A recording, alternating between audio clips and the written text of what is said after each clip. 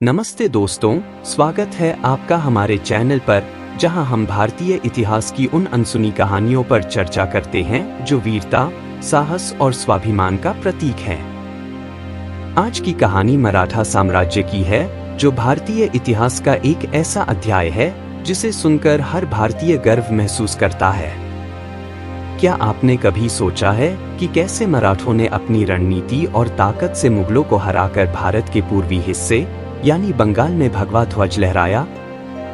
यह कहानी केवल एक क्षेत्र पर विजय पाने की नहीं है, बल्कि यह स्वतंत्रता, आत्मसम्मान और शक्ति का प्रतीक है। यह कहानी मराठों के महान सेनापति रघुजी भोसले और उनके साहस की है। तो दोस्तों, बने रहिए हमारे साथ, क्योंकि आज हम आपको बताएंगे कि कैसे मराठों ने बंगाल में मुगलों की शक्ति को ध्वस्त किया और अपनी छवि पूरे भारत में स्थापित की। मराठा साम्राज्य 17वीं शताब्दी में छत्रपति शिवाजी महाराज द्वारा स्थापित किया गया था। यह साम्राज्य केवल भौगोलिक विस्तार का प्रतीक नहीं था, बल्कि एक विचारधारा थी, स्वराज्य की स्थापना की। मराठों का उद्देश्य केवल अपनी शक्ति बढ़ाना नहीं था, बल्कि एक ऐसा भारत बनाना था जो विदेशी ताकतों और उनके प्रभाव से मुक्त हो। 18वीं सदी में जब शिवाजी महाराज के उत्तराधिकारी पेशवाओं ने साम्राज्य की बागडोर संभाली, मराठा साम्राज्य पूरे भारत में फैलने लगा। उनकी नीति स्पष्ट थी, भारत के हर कोने में मराठा शक्ति का प्रभाव स्थापित करना। बंगाल, जो मुगलों और उनके वंशजों के अधीन था, मराठों के लिए एक प्रमुख लक्ष्य बन गया। मराठों ने अपनी रणनीति के तहत 4 मुख्य सिद्धांत अपनाए। एक राजनीतिक गठबंधन, मराठों ने स्थानीय राजाओं और जमींदारों को अपने पक्ष में लाने के लिए कूटनीति का सहारा लिया। 2 चौथ वसूली से उन्हें अपनी सैन्य ताकत बनाए रखने के लिए आर्थिक सहायता मिली। 3 तेज हमला और गहन कब्जा, मराठों ने बंगाल में तेज और सुनियोजित हमले किए, जिससे दुश्मन संभल नहीं पाया। 4 स्थानीय समर्थन, मराठों ने यह सुनिश्चित किया कि उन्हें स्थानीय लोगों का समर्थन मिले, जिससे उनके अभियानों को सफलता मिली। बंगाल पर विजय प्राप्त करने का यह अभियान केवल सैन्य दृष्टि से ही नहीं, बल्कि सांस्कृतिक दृष्टि से भी महत्वपूर्ण था। यह मराठा साम्राज्य की शक्ति और रणनीति का जीता जागता उदाहरण है। मराठा साम्राज्य के प्रमुख सेनापति रघुजी भोसले ने बंगाल, बिहार और उड़ीसा पर विजय प्राप्त करने में एक अहम भूमिका निभाई।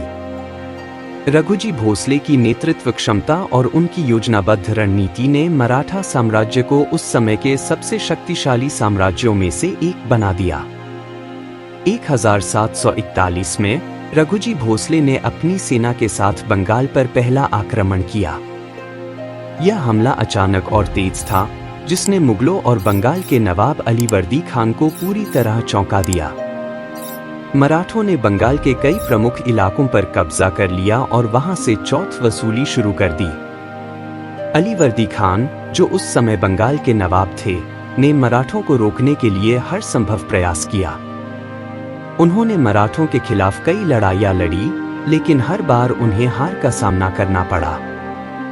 रघुजी भोसले की रणनीति इतनी मजबूत थी कि अलीवर्दी खान को अंततः मराठों की शर्तों को मानना पड़ा। चौथ वसूली केवल आर्थिक रूप से मराठा साम्राज्य को मजबूत करने का साधन नहीं थी, बल्कि यह एक संदेश था कि मराठा साम्राज्य पूरे भारत में अपना प्रभाव स्थापित कर रहा है। बंगाल, बिहार और उड़ीसा से वसूला गया चौथ मराठा सेना को सुदृढ़ करने के लिए उपयोग किया गया। रघुजी भोसले की यह विजय केवल एक सैन्य उपलब्धि नहीं थी, यह उनके नेतृत्व और उनके अनुशासन का प्रमाण थी। मुगलों का साम्राज्य उस समय कमजोर हो चुका था। उनके प्रशासन में भ्रष्टाचार और कमजोर नेतृत्व के कारण उनकी सेना का मनोबल गिर चुका था। मराठों ने इस स्थिति का भरपूर फायदा उठाया, मुगलों की हार के कारण। एक कमजोर प्रशासन, मुगलों की केंद्रीय शक्ति कमजोर हो गई थी, जिससे उनके क्षेत्रीय शासक स्वतंत्र रूप से काम कर रहे थे। 2 सैन्य कमजोरी, मराठों की सेना मुगलों की तुलना में अधिक अनुशासित और ताकतवर थी। 3 मराठों की रणनीति, मराठों ने तेज और सुनियोजित हमले किए, जिससे मुगलों को संभलने का मौका ही नहीं मिला। बंगाल में मराठों की विजय ने यह साबित कर दिया कि वे भारत में एक प्रमुख शक्ति बन चुके हैं। यह विजय केवल सैन्य दृष्टि से ही नहीं, बल्कि सांस्कृतिक और राजनीतिक दृष्टि से भी महत्वपूर्ण थी। बंगाल में मराठों का प्रभाव केवल उनकी सैन्य ताकत तक सीमित नहीं था। उन्होंने वहां की प्रशासनिक व्यवस्था में भी सुधार किया। मराठों ने स्थानीय लोगों का विश्वास जीता और यह सुनिश्चित किया कि उनकी विजय का फायदा आम जनता को मिले।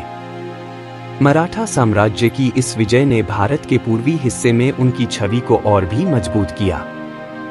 यह विजय केवल एक युद्ध की कहानी नहीं है, बल्कि यह साहस, नेतृत्व और रणनीति का प्रतीक है। भगवान जगन्नाथ मंदिर, पुरी पर हमले और मराठों का योगदान। पुरी का भगवान जगन्नाथ मंदिर भारतीय संस्कृति और धर्म का एक अद्भुत प्रतीक है। लेकिन इतिहास के दौरान यह मंदिर कई बार आक्रमणकारियों के निशाने पर आया। मुगलों और अन्य विदेशी शासकों ने इस मंदिर को नष्ट करने की कोशिश की। मुगलों के आक्रमण और मंदिर की सुरक्षा। मुगल आक्रमणकारियों ने इस मंदिर को लूटने और इसकी पवित्रता को खत्म करने के लिए कई बार प्रयास किए। मंदिर के पुजारियों ने भगवान जगन्नाथ, बलभद्र और सुभद्रा की मूर्तियों को जंगलों और सुरक्षित स्थानों पर छिपाकर उनकी रक्षा की। मराठों का योगदान। मराठा साम्राज्य, विशेष रूप से रघुजी भोसले, ने भगवान जगन्नाथ मंदिर की रक्षा और उसके पुनर्निर्माण में महत्वपूर्ण भूमिका निभाई। रघुजी भोसले ने उड़ीसा और बंगाल पर अपने विजय अभियानों के दौरान भगवान जगन्नाथ मंदिर की सुरक्षा सुनिश्चित की। मराठों ने मंदिर की देखभाल और वहां होने वाले धार्मिक उत्सवों के लिए आर्थिक सहायता प्रदान की। कोणार्क सूर्य मंदिर और मराठों का संरक्षण।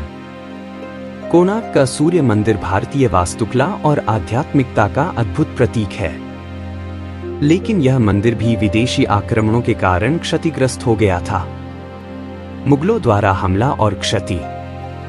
मुगलों ने मंदिर पर हमला कर इसकी संरचनाओं को नष्ट करने का प्रयास किया। मुख्य शिखर और कई मूर्तियों को गंभीर क्षति पहुंचाई गई। मराठों ने मंदिर की बची हुई संरचनाओं को संरक्षित करने का प्रयास किया। उन्होंने यह सुनिश्चित किया कि यह मंदिर भारतीय सांस्कृतिक धरोहर के रूप में संरक्षित रहे। मराठा साम्राज्य ने न केवल अपनी सैन्य ताकत के बल पर मुगलों को हराया, बल्कि भारतीय संस्कृति और धर्म की रक्षा के लिए भी अभूतपूर्व योगदान दिया।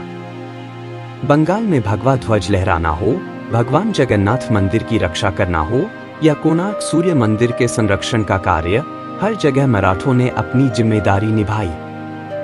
दोस्तों, अगर यह कहानी आपको गर्व और प्रेरणा देती है, तो इसे लाइक और शेयर करना न भूलें।